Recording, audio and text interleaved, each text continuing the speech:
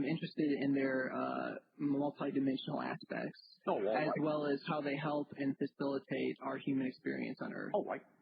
Well, as many of you already know, they are very proficient at actually seeing into other dimensions, things that are beyond your senses right now.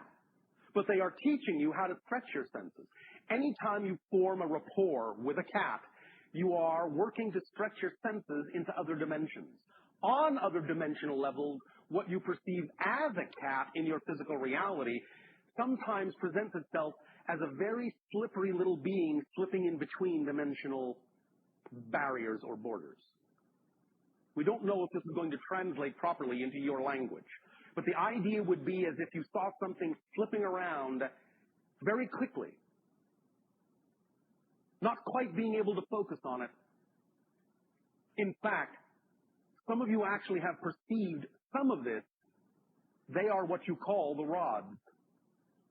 Do you understand this connotation?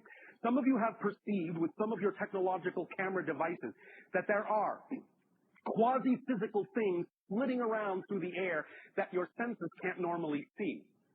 Well, these are the higher dimensional forms of some of the animals on your planet, including cats, perhaps especially cats. Do you follow this? Yes. So, the idea is that they are quite free to come and go interdimensionally.